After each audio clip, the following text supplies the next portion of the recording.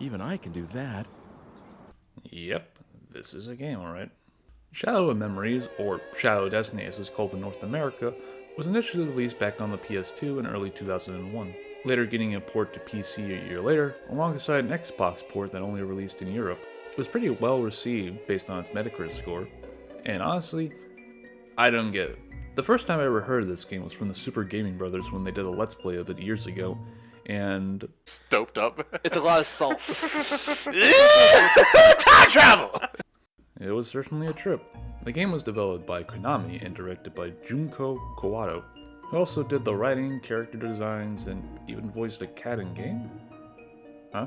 Kawato was also heavily involved in another Konami series, Suikoden, producing, writing, and designing some of the titles, most notably 4 and Tactics. Can't say much about Suikoden since I never really played those games, so instead today, we'll be looking at Shadow of Destiny instead. But without further ado, let's talk Shadow of Destiny.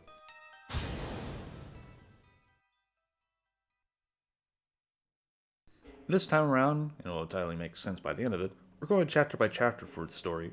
So let's start with the prologue, of course. One day while leaving a cafe, Ike Kush, our leading man here, was walking along when all of a sudden he was stabbed to death. And trust me, you'll be seeing this a lot. Now waking up in some unknown realm, being resurrected by a figure who we later known as the Homunculus, gives Ike an offer to help him discover why he was killed and to find his murderer. Given a digipad, which gives Ike the ability to time travel, Ike travels back in time to before he was stabbed waking up in the cafe he was about to leave. After leaving the cafe, he visits a local fortune teller who explains to Ike how to potentially prevent his death, by gathering a group of people at the town square. Ike does that and the killer sneaks up unable to kill Ike, preventing his death. And trust me, this is probably about as simple as we'll get for this story. On to chapter 1. Even after stopping the killer's attempt, Ike is still in great danger of being killed again, according to the fortune teller. By the way, remember this character for later. Ike sees that the local restaurant is on fire, and after being asked by a child to save his grandfather, Ike rushes in only to die instantly. You're not really doing a good job of keeping yourself alive there, Ike. Ike instead travels back a couple minutes into the past to stop the fire from ever happening, and he does so, and that ends that chapter. That was about 5 minutes, by the way, but trust me again, it'll be coming to importance later. Chapter 2. Ike gets a call from the cafe's owner saying that Dayne, his worker, and the one that woke up Ike earlier, has something that Ike left at the cafe by accident and wants to give it back to him. The two meet up in the square and Dayne shows Ike a red stone, asking if it's his. Ike doesn't recognize the stone, but before the two can continue, Ike is stabbed, again, by someone hiding in the tree behind him. Ike, instead of just simply walking away from the tree, decides to time travel back, bringing Dayne along with them for whatever reason. And now Ike ends up in 1580, where he ends up saving a girl from being captured by the townsfolk. This girl is Marguerite, the daughter of the local alchemist, Dr. Wagner. Ike also meets her brother Hugo and their dying mother, Helena. Although I'm not liking Hugo already, since he's already getting into Ike's personal space. To sidestep in the plot a bit, I'll give Shadow of Destiny credit for one thing, is how I like the game's color scheme changing based on the time period Ike's in. And in general, I don't think the game looks all that bad. Sure, it's early PS2 and you can clearly tell based on the character models, but I really like the look of the town you explore. It really pops out at night too. It can have a nice cozy feeling as well. The change in color, however, makes Ike stick the hell out since he's still in full color regardless of the period, so I'm surprised no one immediately questions that. Ike asks if anyone there has seen Dayne, however they haven't. He also stops the killer's plan from stabbing him again by telling the guy who was planting the tree in the past to plant something else instead, either be a bed of flowers or a statue. Instance, we're going for flowers because, well, we can go for a nice little flower bed. Ike returns to the present to see that indeed the tree is gone and just a flower bed remains. It's a good thing no one else decided to plant a tree there or nearby in the nearly 500 years since then. As for Dayne, Ike says he'll continue searching for her, but when in actuality, she just sort of gets forgotten by the plot a bit. So yeah, she's just left in the past now. Oops. Chapter... God damn, I didn't even finish. This is becoming a comedy at this point. Anyways, Chapter 3. Ike gets a call from Eric Brum, asking him to drop by the town's museum. Ike asks Ecker if he has anything about alchemy in his collection. Ecker gives Ike The Magicians of Our City, a book about alchemy and the fellow alchemists that used to live in the area. Ike was about to leave the museum until the homunculus decided to show up again, and I think this is also the best time too to mention who voices them. as a very familiar voice actor did the role. Can you guess who? You misunderstand. I'm only trying to help you. Certainly not murder you. Oh, nice computer you got here. Can I have it?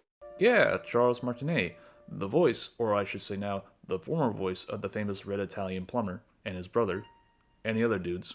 And honestly, it's the most noteworthy thing to talk about the voice acting in this game. They decided to show Ike their powers, even though I thought it was pretty clear as to what kind of powers they have. But Ike gets sent back to 1979 where he meets a younger Mr. Eckert who celebrates that his wife gave birth to his daughter. Not sure why he's here and not at the hospital to be with her at the moment, but I guess no one else was around to watch the museum. Ike returns to the present to ask if Mr. Eckert ever had a daughter, and he breaks the pot right next to him that would have killed Ike, so death prevented again. Eckert explains that he did, but she disappeared shortly after his wife died all of a sudden while they were out. Ike pieces out and the chapter ends there. Chapter 4. Ike dies again, or came based on expression. I don't know what the hell's going on here. But yeah, that makes death number 4 now. And this is where the game truly gets really fucking stupid. Ike sees a photo in the book Eckert gave him and decides to time travel back to 1902 to meet the ancestor of Eckert, Alfred, admiring his mansion, the same one that later became a museum in the present. Ike is welcomed in to meet Mr. Brum's daughter and his baby. After some little chit chat, Ike ends up borrowing a white cloak and a mask from them, or what the game calls got jugglery? Got jugglery? Jugglery? Really? That's a word? And an egg-like option that the daughter had that allowed people to write messages within it. Ike uses this to go back in time to the day where Ike's journey began, tosses the egg to his past self telling him to get a thick sheet of metal, but never explains why. Ike returns to 1902 and the frying pan comes out of his coat. I'm not sure if that's how it's supposed to work. Like, what are the rules of time travel in this game? It honestly makes no sense for Ike to have the pan in 1902 and not say back in the present. Time travel could be fucking stupid, man. So anyways, Ike goes back to the present, uses the pan to stop the killer from stabbing in the back again, and despite there being a loud ding noise too, the killer just runs off without even checking to see if Ike is dead. And trust me, it gets worse from here, because the next chapter is holy shit. Chapter 5. Ike decides to go to the restaurant that almost burned down in Chapter 2 and order some food. Dying a lot in one day can certainly work up an appetite. While waiting for his meal, Ike reads the book he got from Eckert earlier, and learns that the red stone he was told of is actually the Philosopher's Stone. And before Ike can continue his search for the stone, and maybe Dayne, remember her, Ike dies all of a sudden, and it was learned by the homunculus that was because of sea hair poisoning that was placed in his meal. So instead of say Ike not going to the restaurant and maybe eating somewhere else that could be safer, Ike decides to do the smart thing and goes back to 1902 to convince Alfred to turn his house into a library instead of a museum. Because I guess there's no other libraries in town, I guess. Or no bookstores or whatever. To find a book on sea hair poisoning, learning that only male sea hair can counteract the poison of a female sea hair. However, the antidote no longer exists in the present for whatever reason. So instead he goes back to 1584 to ask Dr. Wagner to fix up a cure for him. Dr. Wagner also asks Ike if he ever comes across the Philosopher's Stone to give it to him for his homunculus research. Ike goes out for a stroll with Marguerite, and Ike later believes that she could potentially be his ancestor. Hugo decides to be a little shit after being told that it's a little creepy to have his mother's hair on him at all times. Marguerite gives Ike a comb and the antidote, and it returns back to the present, this time to the point where he was already poisoned, and takes the cure there because apparently the cure can't work unless he's feeling the effects of the poison. And that ends that chapter. A whole chapter that could have been avoided if Ike just not go to the restaurant. Like legit, why did Ike go through all that? Did he really want that one specific meal? Like, my guy, you can just go somewhere else. I swear, I really want to know what the hell's going on in his head. Chapter 6. Ike gets hit by a car.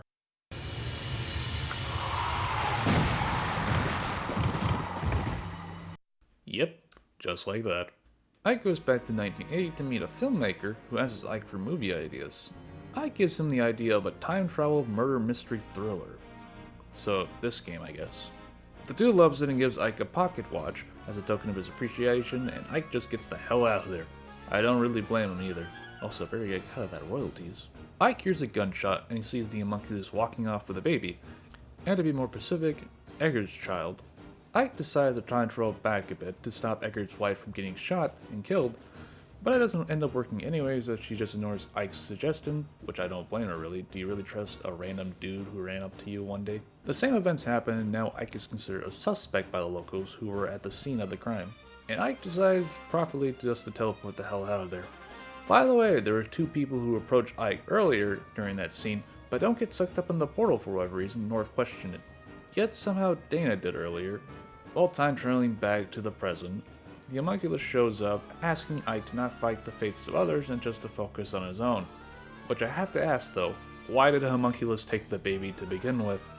But whatever. Ike prevents his dad from getting hit by a car, by the way. Ike is called by Edgar to meet up in his tower that's at the museum, or library, or wherever it is now. Ike is suddenly pushed off the tower and dies again. Ike now forms a plan to tie a rope to the railing of the tower and grab onto it before he hits the ground. There's already a rope in the tower, but it's too old and rotten, so Ike has to go back to 1902 to take the tower key, get the rope from that tower in that period, and the plan ends up working. I'm surprised that Ike didn't bash his head into the side of the tower, but he finally learns who's been trying to kill him this whole time. It turned out to be Eckert Brum. However, Eckert was forced into trying to kill Ike, as killing him could potentially bring his daughter back. His daughter being Dayne? Wait, the same Dayne from earlier? Or at least that's what the guy on the phone says. Which now means that there's someone else who's been trying to kill Ike the whole time. Also, Ike lets Eckert have the cone that he had from his ancestor, which I'm not sure giving a cone to a bald guy is a smart idea.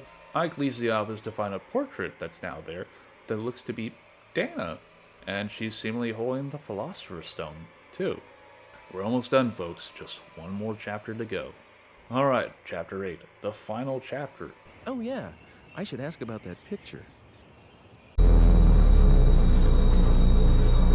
Ike travels back to 1584 to finally find Dayne after all this time. She was stuck in the past for 4 years since that event, and now just decides to want to stay in the period forever, since she believed she had nothing left back in the present. No family, friends, nothing. Which means, glad for her to find some greater meaning in her life, but getting stuck in the past for 4 years having to readjust your life to back then, not to mention how much stress she was likely under during that period, might have done some serious damage to her mental health. Dayne just gives Ike the stone, saying goodbye, and that's the last time you ever see her in this game. Ike finally gets the stone to Dr. Wagner, and he tells him to come back to the lab within the next 10 days to see the results. Ike, however, warns Dr. Wagner about the experiment being dangerous, but he proceeds to do it anyways. So he tries and travel 10 days later to see that the house is now destroyed. Ike, however, hears a voice in the basement, only to find a time machine? Wait, what? So Ike returns to the present, getting a phone call from none other than Hugo. Yes, it turns out Hugo was behind the whole thing the entire time. Also, remember that kid that asked Ike to save his grandfather? Yeah, that was Hugo. Now, how exactly did he make a time machine to begin with, is the question. I guess just looking at the digipad once was enough for Hugo to simply make a functioning time machine out of it? Yeah, I don't get it. Ike meets Hugo in the square holding his sister hostage. Hugo demands Ike to bring the homunculus to him, giving him 20 minutes to do so. So remember that fortune teller from earlier? Well, it turns out that fortune teller was in fact Hugo's mother? Hugo, back in the past, attempted to bring his mother back using the experiment of his father's. It ended up somewhat working, but only her spirit was brought back.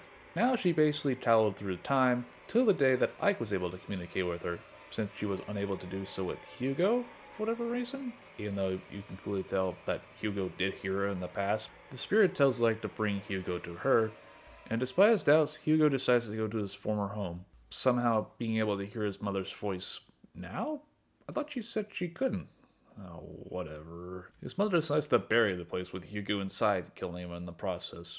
Yep, just like that. The homunculus thanks Ike and congratulates him on staying alive, giving him one last trip to take his ancestor back to the past. And after doing so, Ike decides to go out for a drink to celebrate his victory, ending Shadow Destiny's plot. Holy shit, this plot is fucking stupid. You know what's worse? This is only one ending. Yep, there are multiple endings in this game. 5 regular ones and 2 bonus ones. Fuck that, man. This plot was so contrived and convoluted as fuck that I honestly stopped getting this shit and got way more annoyed at it. A lot of the problems in this game could have been solved more easily if Ike just simply used his goddamn head. Seriously, Ike comes off across more of a dumbass throughout the game. Like, Ike decides to solve 2-step problems with 10 steps instead. I know there's more to this plot with the different routes you could have taken to get the different endings, but man, I don't give a damn. If I wasn't enjoying my time with the first playthrough, then what the hell would compel me to play it again 6 more times to get the rest? Sure, the game's only like 3 hours long, but in total, that would have been around 20 hours to do everything. Man, I don't got the time for that. Well, I guess we can just go to the wiki then. So remember Dana and how Edgar had a daughter of the same name? Well, it turns out Dana, the one we saw in the present, is indeed Edgar's daughter, Dana Brum. But not this Dana. Okay, bear with me for a moment. This Dana, the one we know, isn't Edgar's daughter, but Wagner's daughter. Thanks to the homunculus, Dana and Marguerite swapped places with one another in their respective time periods as babies. So yeah, remember when the homunculus was walking with the baby? It was because of that. So basically Dana is Marguerite, and Marguerite is Dana. What even is this game? My head hurts just trying to think of all this, really. It was interesting at first, don't get me wrong, but man, it didn't take long for my interest to dive bomb to the abyss below. I simultaneously get bored and annoyed at the same time. Man, you gotta be really fucking special in order to achieve that. I particularly don't even like any of these characters, and they're not that memorable. Hell, I had a hard time even remembering some of their names. Time travel is already a confusing and complicated topic to base your story around. I mentioned before, I don't even know what the rules of time travel are in this game. All around, I just didn't like the story. So I spent quite a long time on the story part of this video. So what of the actual gameplay? There's gotta be something there, right? No. What I explained to you is basically what Shadow Destiny has to offer. It's 90% cutscene and story. You just walk around, go to the next cutscene, try to go to another cutscene, and occasionally use an item to proceed the plot for another cutscene. There's no real puzzles to do. Hell, some of the things you do are just there to make you feel as if you're doing something important. The digipad uses energy units to time travel through time, but if you say you were to remove that feature, nothing will really be lost. There's no real resource management or consequences to running out of units since there's plenty of lying around in the world. There's even a moment in the story where Ike loses all his units and is set up as something dramatic. But again, you can just go down the hill, find a unit, and just go back to the present. I don't have issue with games that have a heavy focus on story. It's just that Shadow of Destiny isn't enjoyable in any means. I don't get Shadow of Destiny, and I especially don't get how this game got a re-release on the PSP nearly 9 years later. To make this quick, indeed the game got a re-release, remade, or whatever it is, on the PSP in 2010. Not sure why, maybe it was considered enough of a cult classic to warrant one really? I didn't play much of this version really, probably about 30 minutes or so, and for what I can tell, it's the exact same game with the exact same plot. It just looks a little worse given it's running on weaker hardware. The UI elements are slightly different, honestly I think look worse than the original. I don't know, I like the classical pencil sketch of the original menus and even the intro cutscene, but now it's kind of a little more blander, and the intro looks like a visual mess with all these filters. What caught me off especially was the voice acting. It's entirely different in this version, and you'll be surprised on who they get to voice these characters now. Sir! Oh good, I wasn't sure whether I'd find you. I'm sorry? Oh, didn't I leave enough for the coffee? Oh, no, that was alright. Yeah, the likes of Yuri Lowenthal and Laura Bailey voice Ike and Dana respectively. And it reminds me a lot of the Silent Hill HD collection, if you remember that, where they got big name voice actors to do the characters in that, or just straight up replace the original voice acting like they did with 3 in that collection. But just like those collections, I'm not a big fan of the new voices. Don't get me wrong, I love Yuri Lowenthal and Laura Bailey's performances in other games and media, but I honestly don't think they fit the characters here. Or at least Yuri's doesn't. I like Ike's VA from the PS2 version more. It fits the character in terms of its tone and appearance. I'll just leave what I owe for the coffee here. I'll just leave what I owe for the coffee here. I can't say much about the other voice actors since I barely played this, and also most of them aren't credited for every reason. If it wasn't obvious, I don't think Shadow of Destiny is a good game. But hey, I see people like this game, and if you find something here that you enjoy, good on you. You had a better time than me, really. I don't think you should play Shadow of Destiny. I've been Sonic, man, and I thank you for watching. Have a good day, or night, or whatever, and take care.